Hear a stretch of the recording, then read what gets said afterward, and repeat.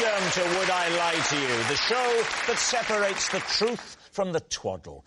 On David Mitchell's team tonight, a brilliant actor who says he gets upset when he works abroad because he misses his family so much. Like I said, he's a brilliant actor. It's John Simm. And a sports presenter who's been described as the female Gary Lineker, although she doesn't have big ears or stink of crisps. It's Gabby Logan. And on Lee Mack's team tonight, she's the host of a Sunday morning show on Radio 2, which I find is the perfect listen for when I've just got in from clubbing. It's Angela Scanlon. And a comedian and actor who's appeared on CBeebies. He was almost late tonight because of rail replacement works on the Ninky Nonk. It's Chris McCausland.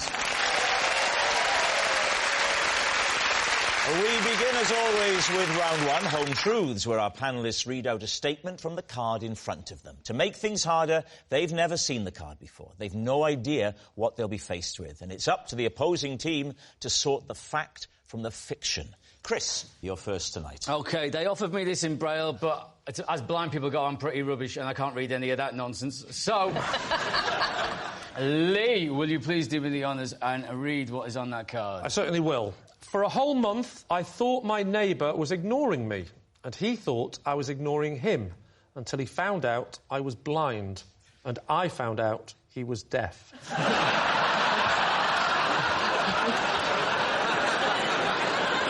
David's team. So, he's your next-door neighbour, is that right? Do you need me to read it again? He's my neighbour, David. Right. There's 3 flats. I live in the middle, and he lives on the bottom. And who lives upstairs? A policeman. And he can't speak.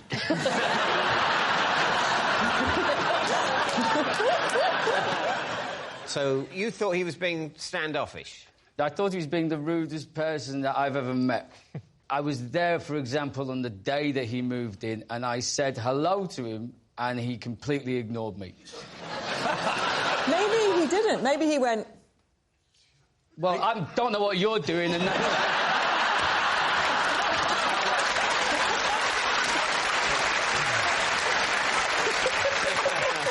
Gabby, you have perfectly highlighted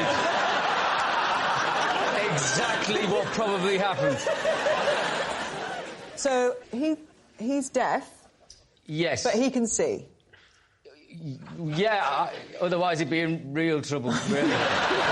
Just because, wouldn't he see you saying hello to him? Over the course of a month, there were separate incidents where we each thought the other was being rude. So, the first time that he was moving in, he was carrying boxes into the house, and I was halfway up the stairs. I shouted hello to him, and he never said anything back to me. And I thought, that's a bit rude, and you knew he was there just through hearing. You heard the sound, and you knew, that'll be the new bloke arriving. Contrary to popular belief, deaf people do make a noise.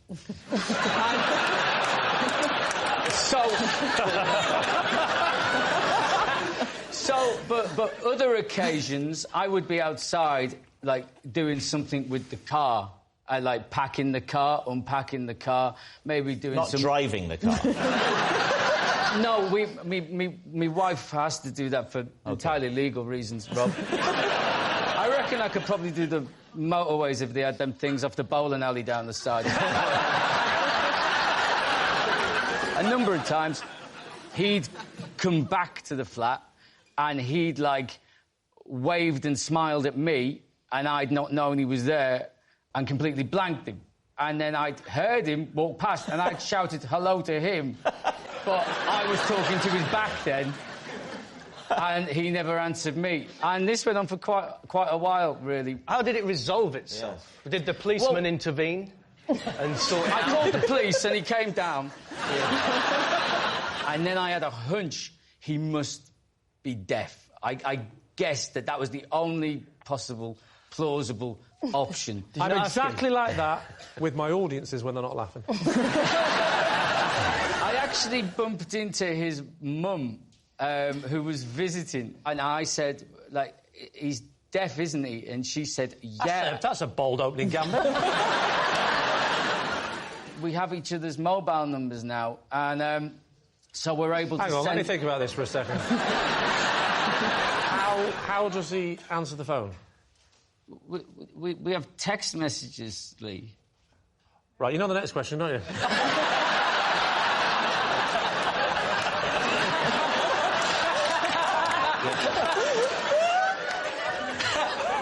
So...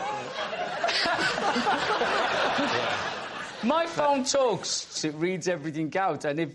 And just to give you an insight, even the emojis, if you use an emoji, it tells you what the emoji is. And the smiley face, the main smiley face, specifically for blind people, that one is called smiling face with normal eyes.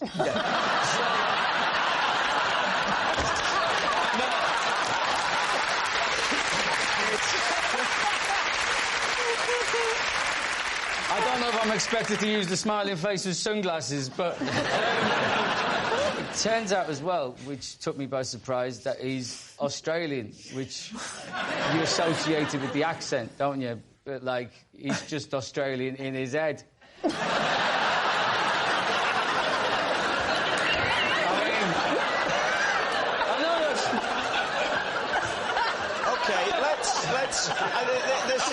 This is becoming odd.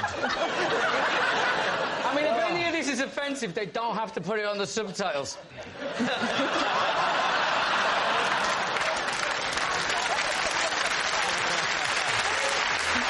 John, what are you thinking? Well, I'm thinking, I don't know, I don't believe it. You think he made that up? What do you think, Gabby? There's lots about it that I don't think is true. I believe it. I believe it, but You believe it, they don't. No, I'm not. I'm not going to overrule my team, no. No, you haven't got the strength of character. I do. I don't feel strong enough about it to overrule. No, I mean, it is plausible, it is plausible. OK, we're going to say true. Right, they're saying it's true. Chris, truth or lie? It is 100% true.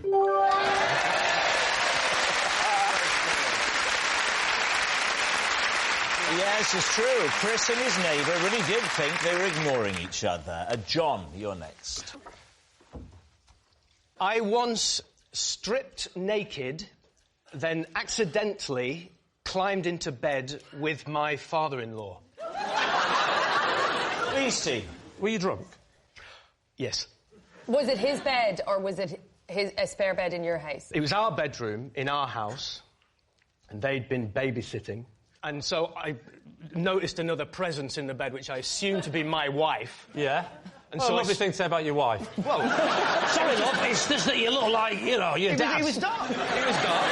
She'd gone to bed before me, and she said, hey, watching telly, you know... What were you watching, just out of interest? I can't remember that. What time was it? 4 o'clock in the morning. 4 o'clock in the morning, probably repeats of this on Dave. So this is your bed. Where were you then? Were on sofas downstairs? No, we were in the spare room. Oh, that's lovely. You've given up your superior bed for the in-laws. Yeah. Lee, what do you do when your in-laws come round? I make up a really lovely, lovely bed with lovely silk sheets and a lovely thing and put that in the shed.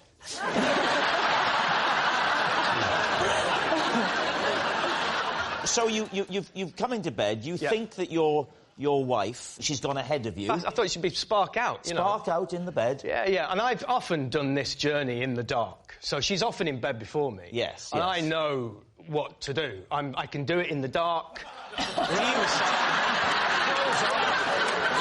Whip the clothes off, round the side of the bed, leap in, give her a snuggle. Oh, did you give her a snuggle? I went to give her a snuggle. Oh, no, naked? Naked.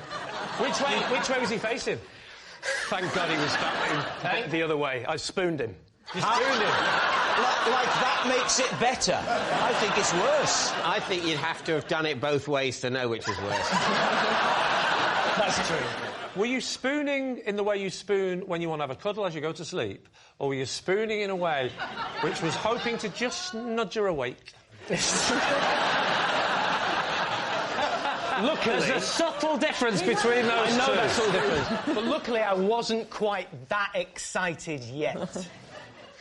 Yes! No. Oh, my word. It's quick, though. I mean, honestly, I whip it back, the thing, I jump in, I go for the spoon, and as I'm sort of approaching the body in the bed, I hear John, and I literally flew out of bed, and then the lamp went on, and I'm trying to put my underpants back on. Oh, you're completely naked? Yeah. The whole thing, I'm trying to get my underpants twisted, fell over. It was like a comedy. It was ridiculous. Why would you go to the effort of trying to put your underpants on in front of them? Because I was naked. Yeah, but you wouldn't do it in front of them. This is right. Just grab them and leave. That's the sort of strategic decision you make when you're used to doing that. First time, you can very easily think, I both want to leave and dress myself, and make the mistake of trying to do the two things at once. Yeah. And what happened in terms of the father-in-law? He was very, very lovely about it, and he went, one too many last night? And I went, yeah. And that was it. What are you thinking? Is it striking you as true? That's definitely possible. I believe he has issues with alcohol. I'm going true. You're saying true? Yeah, yeah. OK. I will go with my team and blame them. I'm going to say it's true. OK. John, were you telling us the truth, or were you telling us a lie? It is, in fact, sadly, true. Oh. Yes, it's true. John did climb into bed naked with his father-in-law. Our next round is called This Is My, where we bring on a mystery guest who has a close connection to one of our panellists. This week, each of David's team will claim it's them that has the genuine connection to the guest. It's up to Lee's team to spot who's telling the truth. So please welcome this week's special guest, Richard.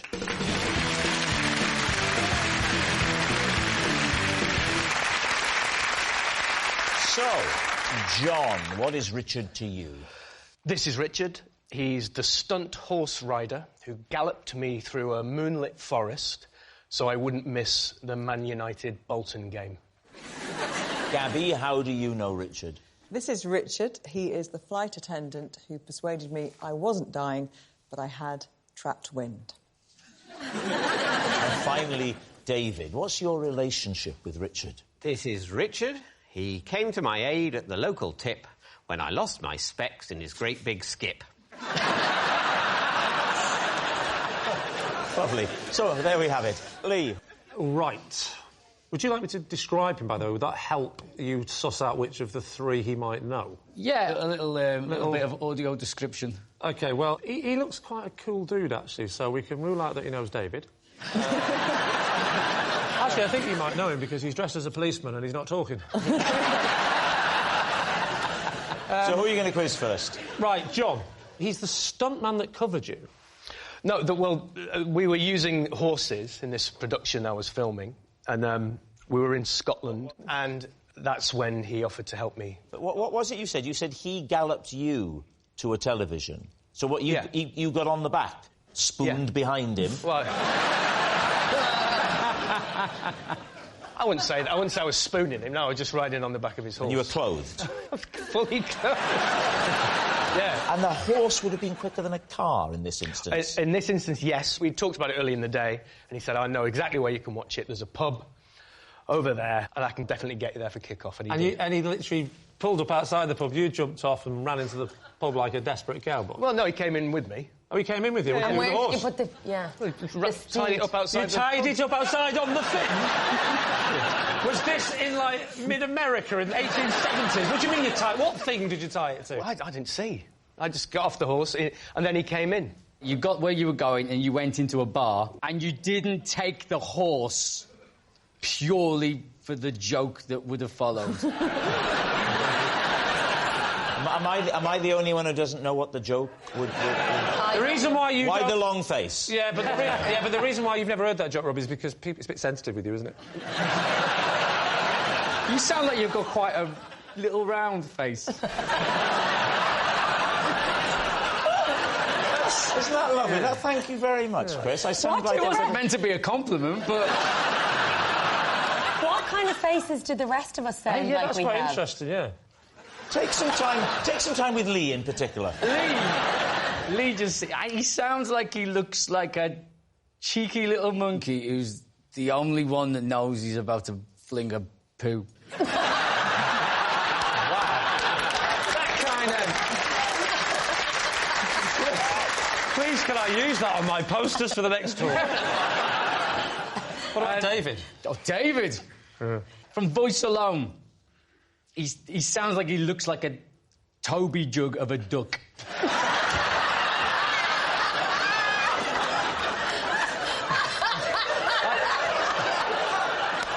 That is bang on. I mean, I think the top... that is the image I go for. I think this deaf neighbour of yours was right the first time. Right. Lee, who would you like to quiz next? OK, Gabby. Just remind us, Gabby, for the benefit this is of the Richard, slower and he members. is the airline steward who persuaded me I wasn't dying. I had trapped wind. OK, so what were your symptoms? I felt like really breathless, and I just couldn't... I felt like I couldn't get a breath at first. You hadn't opened the window again, had you?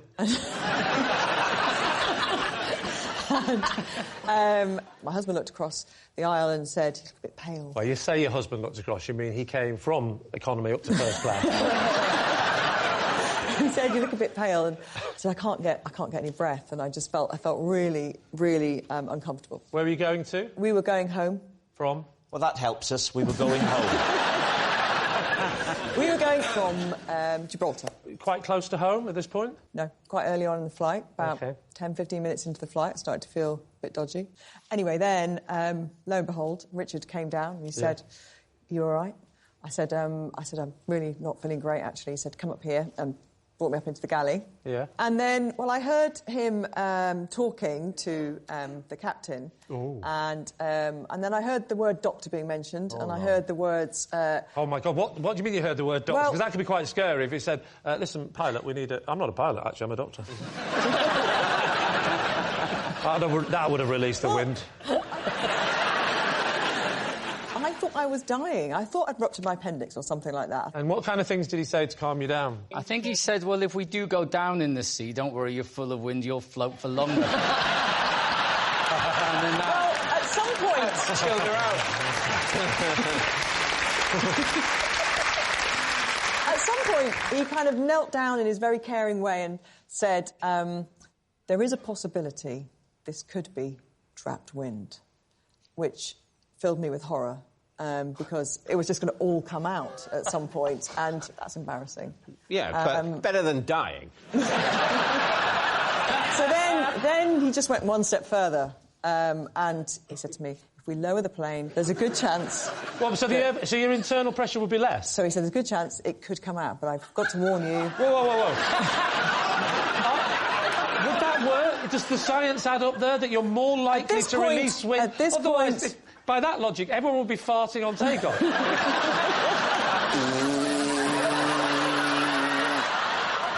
You're not saying that it was beginning its descent? Well, I don't know how far out it would begin its descent, but... Well, not 15 minutes after takeoff. No, it wasn't 15 minutes. By this point, we're like over halfway into the journey. So he said to the cockpit, bring it down, and did they do that?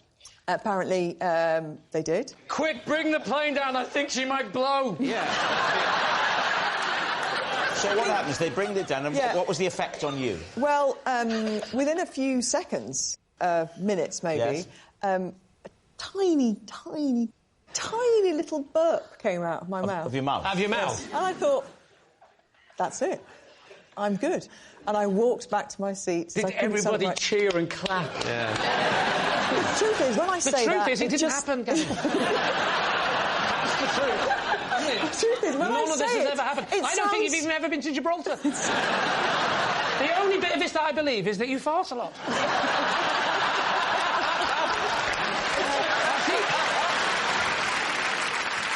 What about David? Remind us of your claim. This is Richard. He came to my aid at the local tip when I lost my specs in his great big skip. What were you doing at the tip? What were you getting rid of? I was getting... Not another body, David. Not another body, no. I bury them. Cover them in acid. But no, this is 2 CD players and a DVD player. What did you do with them at the tip? I put them in the small electrical goods skip thing. And so what did you do? Did you lean right over to put them further in the middle? I leant right over. Did you place them? Was it a shallow skip? No, it was deep. You had to go up a staircase, like a wheelie set of stairs. Yes. Now, most people throw things in skips by just lobbing them. They don't lean over. And I'm trying to work out... Stairs and then lean over, no? Yeah, the up the stairs thing, I'm not quite... I mean, how tall was this skip? Why didn't you just throw them in? It was about a foot high, but I thought it would be fun to climb a staircase. Take us now to the crux. The losing of the glasses. The losing of the glasses. OK, so I'm throw the things in, the skip, and they make a crashing sound, and I lean in to peer to see what I, in my mightiness, have wrought. My glasses are a bit loose, and... You had quite a sweaty head from all of the effort of lugging the 2 CD players and the DVD the effort player. going up all the stairs thinking, this isn't very practical. What if I was throwing away a dishwasher? And they slid down my sweaty Toby jug duck beak. And fell into the skip? And fell into the skip. Did you shout for help? I went, excuse me! And then what, Richard appeared? He appears. He goes into the skip. Yeah? I mean, I'd explained in words what had happened. I said, my glasses just fell off. They should be directly below here. Did he not say, well, in you go, then? Yeah, why did he think he it was didn't his say in you job go to do then. that? He said, it's all right, I'll go in and get them. And did you ask why? Why he'd go in and get them? Yeah. Why, did I want to talk him out of it?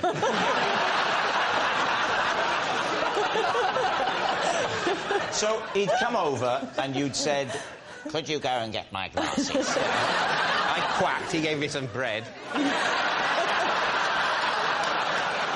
I said, actually, that's not good for me, I need seed. Never, ever say that to a stranger at the tip. So, did you get the glasses? Yes. Good. Right, we need an answer. So, Lee's team. Is Richard John's horseback hero, Gabby's steward saviour, or David's rubbish rescuer? Oh, tricky. Really tricky. Chris. I can't go with Gabby myself. I don't know. Like, trapped wind is very painful. What about David? If anybody's going to the tip to do the physical work, it's Mrs. Mitchell, isn't it? So who are you thinking, John? Well, we were chatting earlier in the green room, and he told me he was a Man United fan. OK. OK, so, what are you going to say, Lee? We'll go John. You're going John. OK. Richard, would you please reveal your true identity? I'm Richard, and I am the flight attendant that helped Gabby.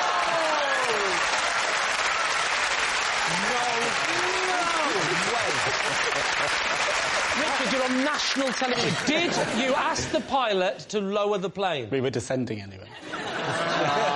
Yes, Richard is Gabby's steward saviour. Thank you very much, Richard. Which brings us to our final round, quickfire lies. And we start with... It's Angela. I once chatted to an old man because I felt sorry for him, only to find out later he was a global megastar. David's team. Well, we have to know who the global megastar Yeah, is. who was he? It's Steven Spielberg. Where did you see Steven Spielberg and take pity on him? The BAFTAs. I was doing the red carpet thing for BBC Three. So had he stopped for an interview with you? No, so I was, waiting for the next person to come up. It was Michael Fassbender. And I was, getting in the zone. And then I saw this, very refined, older gentleman standing there. And I thought he was maybe somebody's dad. Wasn't a lot of fuss around him, because he is Steven Spielberg. You'd think. He looked a little bit lost, and I thought, I'm just going to have a chat with him, because it could be my dad, and I'd want someone to have a chat with him. Did you put the microphone there to have the chat with him? No, I thought he was an old man. A real-life chat. So what It would did be you an say? odd way if you saw somebody a bit lost and a bit old looking to go, are you lost? Are you lost? also you stepped away from the cameraman and the crew. Yeah, so I had a bit of downtime. Yeah. There was a VT playing, whatever. Yeah. E.T.? VT. Oh. That would have been Thought they put ironic. one of his films on then. No. So anyway... What are you watching, old man? Hey, why is the monkey on the bike? So what did you say to him, Angela? I was like, is it your first time at the BAFTAs? And he said, no, actually, I've been a few times, but not for quite a while. And I was like, OK, maybe he's not somebody's dad.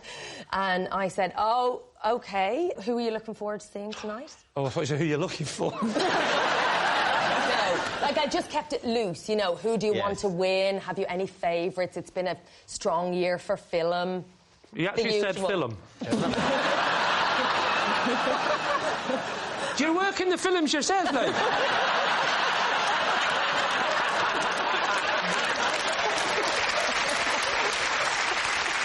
How did it conclude? And then I could feel the cameras coming towards us. And they were like, interview him. Is that the idea? No. Well, as in, I just kept going. Because you saw the cameras?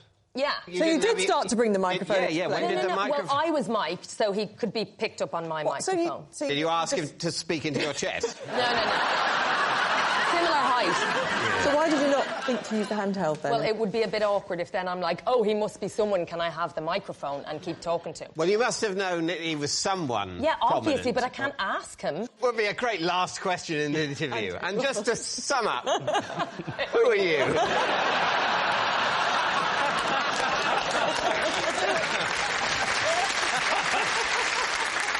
John, does it ring true to you? Could that happen? I just think Everyone knows everyone would John know what Steven Spielberg... Was he wearing glasses?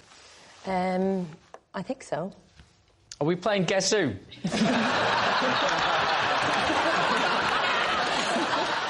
I can't believe that in the whole time you were chatting, nobody went past, said, hey, Steve, how are you doing? You know, and that maybe rang a bell. But they thought we were having an interview, I suppose. And But you didn't have a bit microphone or a camera, so why do they think that? You are obsessed with this microphone, Gabby. She is not pitchside with Dion Dublin. It's not important.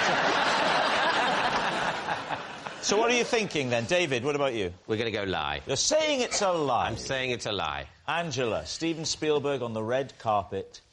Truth or lie? He's a lovely man.